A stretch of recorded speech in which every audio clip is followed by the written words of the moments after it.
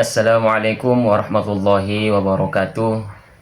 Perkenalkan, nama saya Khairul Anwar dengan akhiran NIM 264, mahasiswa dari UIN Imam Bonjol Padang, program studi pendidikan agama Islam.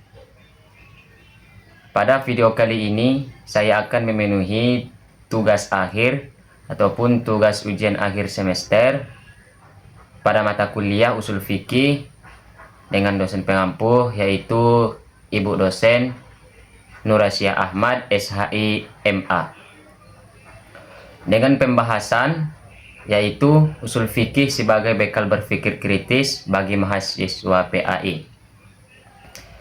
Yang pertama adalah pentingnya usul fikih bagi mahasiswa PAI. Sebagai mahasiswa PAI, kita tidak hanya dituntut untuk mengetahui hukum Islam, akan tetapi juga mampu memahami alasan dan proses di balik penetapan hukum tersebut. Oleh karena itu, usul fikih menjadi mata kuliah yang sangat penting. Usul fikih juga melatih mahasiswa PAI untuk berpikir kritis, tidak langsung menerima suatu pendapat tanpa mengetahui dasar dan dalilnya. Dengan mempelajari usul fikih, kita belajar bagaimana ulama menetapkan hukum secara sistematis dan bertanggung jawab. Kedua adalah ruang lingkup usul fikih. Ruang lingkup usul fikih ini mencakup beberapa aspek utama. Yang pertama adalah sumber hukum Islam, yaitu Al-Quran, hadis, ijma', dan qiyas, yang menjadi dasar utama dalam penetapan hukum.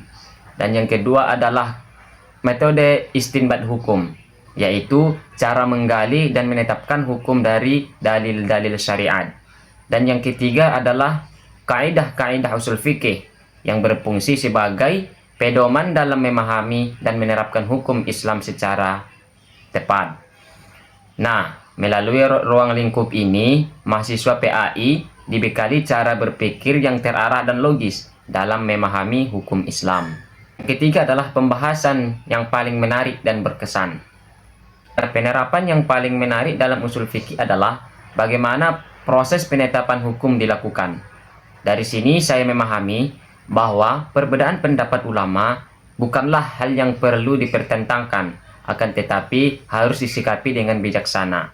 Usul fikih juga mengajarkan kita untuk menghargai perbedaan, sekaligus melatih kita agar tidak mudah menyalahkan pendapat orang lain tanpa mengetahui dasar pemikirannya. Yang keempat adalah contoh nyata dalam kehidupan sehari-hari.